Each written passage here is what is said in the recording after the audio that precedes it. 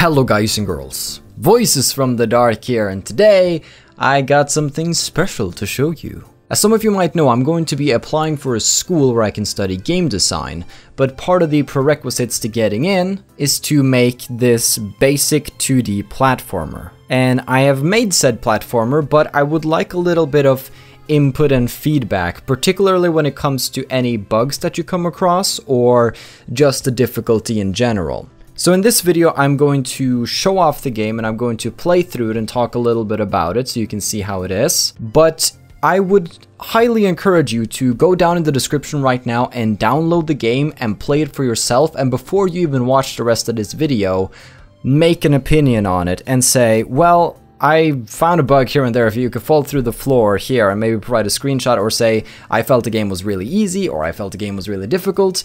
Basically, any input at all, because I need more eyes on this before I deliver the product. So it's a very simple 2D platformer. There's nothing fantastic that's going to blow you away. It's just made with assets that I have found online that have been released under Creative Commons. And hopefully as many of you as possible can download the game, because I would be interested to see how it runs in your setup. So you can go down, download it, and then you have to just unzip it from the folder using WinRAR or something similar. And then you double click the launcher, you'll get this little Unity box where you can select your resolution and you can play. And then once you've finished it, report back in the comment section for some feedback. Now, for those of you who aren't capable or don't wish to actually download the game, I can play through it here and just sort of talk about it a little bit. So here we are in just the startup main menu right here. So we have a few basic options that we can do here. We have the credits, where you can find that the sprites were made by Kenny. There's a guy who has released so much great art. I also went to opengameart.org and I found some good composers. Now, specifically Cinco Pica made a lot of great music that I just felt was fitting for the game, so we've used several of his tracks here. And I also found a sound effect pack by Little Robot Sound Factory that I decided to use. Now, the controls are fairly basic in the game, just WASD and jump with spacebar, then you interact with stuff with E and advanced dialogue with F. It's a bit of a clunky key, but you will see. So the game essentially works with a little bit of a saving system. If you pick up something or unlock a level, it saves that data, so you can click continue game and continue from your previous save file, or you can just clear the data altogether, or just press new game, which does the same effect. So basically, let's hit the new game key. Boop, and then you've come to the hub world, essentially, where you can run around and you can witness the different levels here. We have the Green Hills, the Ice Realm, and Lava Land. Just three basic, simple levels for now. So this is Yob Redrum. It's a little bit of a cute little guy. There is a significance behind the name Yob Redrum, but I can get onto that later on. So I just wanted to make it really clear that you can actually interact with these signs if you press the E key, and the text will be displayed in a letter-by-letter fashion similar to what you might see in Undertale. And you'll find some signs scattered around the land. I figured it was just better to have it be signs instead of other NPCs, because that way you can get away with the text always being the same, always being static, because it's a sign, the text wouldn't change. And there is currently a bug where if you keep pressing E, a lot of weird things happens with the text because it tries to play it over and over again, but I don't know if I'm really going to try to fix it even, because it's just a minor concern. I might see if I can find a fix, but you can just press F to advance the dialogue for now. So, another arrival in this fair land of ours, huh? Well, you come at a bad time. There are creatures taking over Happy Land, and we don't have the forces to stop them. There are doors here that lead to different areas within the land. If you wish to be of help, then step through each door and make it to the end of the level. At the end, you will find a dark orb, a shard of the infamous Darkling Stone. Collect all 3 shards, and you might have what it takes to bring peace to our nation. So, pretty simple setup. Go through the different levels, get something at the end of the level. This doesn't need to be, Oscar-worthy dialogue here, it's just to set up the game. Now go onwards, brave, what is your name? Yob Redrum? That's a weird name. Regardless, step forward through the first door. I've opened it for you. Alright, let's go.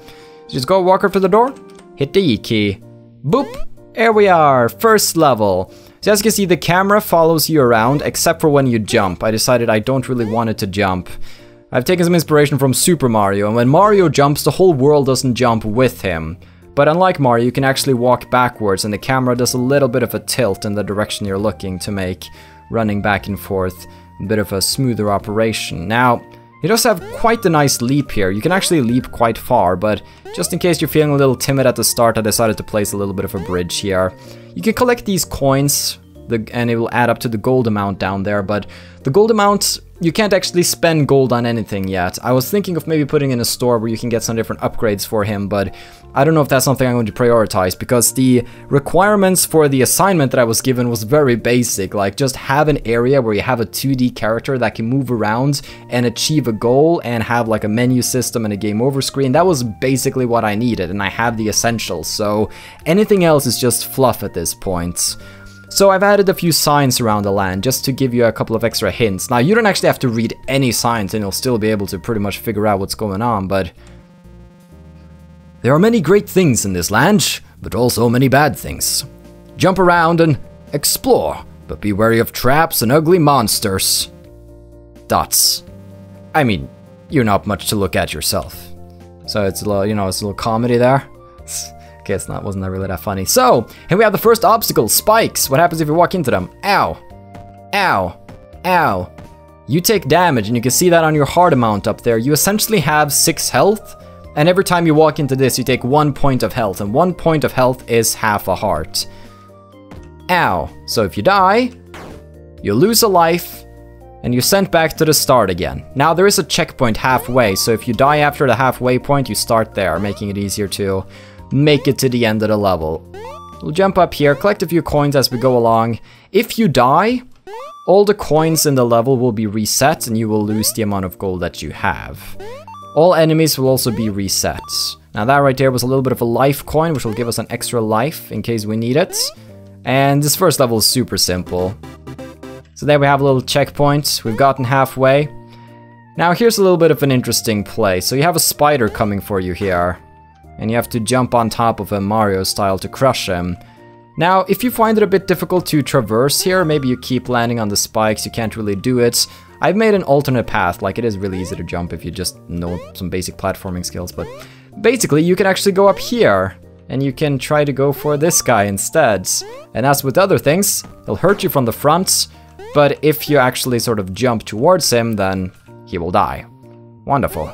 Onwards, we have these spinny wheels of death as well. This is no time to be reading signs. You're almost falling off a cliff. Jump for it. Okay, I'll jump. Okay, here we go. There we go. A little bit of a platform takes us to the exit, where you walk past the flag, grab the Darkling Stone, and you're out. So that was the first out of 3 shards and the first out of 3 levels. Then next up is the Ice Realm. So as you can see, there's a different aesthetic here. The pack I downloaded with sprites also had sprites that were fitting for like lava levels, ice levels, and I just played around with them a little bit and tried to find something that I thought was fitting. A little bit of, you know, having a difference in the visuals of the environments rather than just having, you know, hilly, grassy plains. That water up ahead looks refreshing. Probably too refreshing. And cold. Really cold. I'd stay out of that if I were you. So that's a little hint. So if you start going down the slope, you'll start sliding, and if you fall in, well, you stop right there. But still, poof, you die if you fall in the water. So you gotta be careful. If you lose all of your lives, then you are basically sent back to the start of the level, regardless of the checkpoint that you've gotten halfway. Now, losing all of your coins wouldn't be reasonable if you actually had a use for the coins yet, which we don't have, so it's not a biggie. As you can see, these spikes right here actually function the same as the other spikes, but they're more thematically correct. And I also like this little puzzle here where you go on the platform, but then you see like a giant block with spikes approaching, and you're like, oh, what do I do? So you just gotta jump on top, jump on over, and here you go. I'm gonna jump up here, get this heart up here if you need it, which I did in this case. I feel like I should be actually bumping into the roof here. Ooh, that's actually something I should fix. Yay, okay, note that down. Make a collision box up here, because this looks a little weird. Alright. So we'll drop back down. Now this one's a little tricky because you can be hurt from here and all over. So you have to go here and then just, whoa, yeah, jump through like that.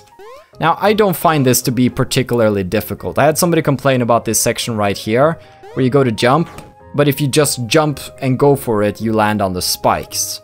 And you can also potentially get knocked out by walking on the spikes. But I don't know, I like it because you have to do a little precision jump, plan the jump right here, and then you can continue onwards.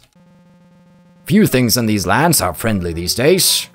They tend to hurt you from the front, so try a different approach. Basically telling you that if you want to hurt something, you might want to do it from the top. Now, you might argue that since you've already met these enemies, maybe it's a little late for that sign. Perhaps, could be. Boom.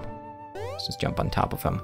This doesn't need to be the greatest thing ever, it just needs to be a basic platformer and have the basic concepts down. So there we go, a bit more a variety on the final obstacle on the ice level there at the very end. And then we go into Lava Land. Now this is where things get really serious. even though the lava is, I mean, the lava is so cute, everything has faces on it, I love it. And they do 3 damage to you, so they kill you in 2 blows, and of course falling in lava isn't good. Oh, did I just find a bug? No, there we go. Well, the camera was actually frozen there for a little while. Okay, I should look into that. That's more things to fix. Alright, this is why I need feedback on this thing, because I keep finding weird issues. This place is the most dangerous yet. Be very brave, adventurer. I hope you did your morning stretches today, because you'll need to jump quite a lot to avoid immolation. Indeed, if you want to get through here, you're gonna have to be jumping over lots of lava. Now down here, I've actually added some extra goodies for you if you're willing to get them. 2 lives and some extra coins, but it does require some precision jumping over the lava, so you have to consider whether or not it's worth it. Let's go down and get this coin here if you're quick enough. And just a simple little, mostly bridges in this area. I wasn't really sure what else to make it out of, so... Oh, drop down here, get this health, the life if you need it. There we go, halfway. This sign just says wait for it, just so you don't go jumping out in the lava, because there's actually a platform coming. Now this section here used to be a lot more difficult, because they were closer together, but I spread them apart so you have an easier time jumping. And then when you get over, you're suddenly assaulted by the spiders there. But they're easy to take care of.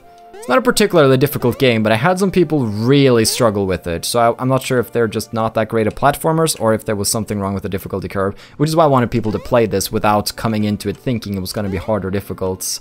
And there we go! Bada boom! Got all the 3 shards, and I had originally planned a final level here, where things went nuts, because everything had been very happy so far. There was a very happy tone, but I love contrast, and I wanted the final level to be you walking down the castle hallways with like this really dim atmosphere, and there was fog, and there's really ominous music. Then you put down the shards, and suddenly enemies start flooding the room.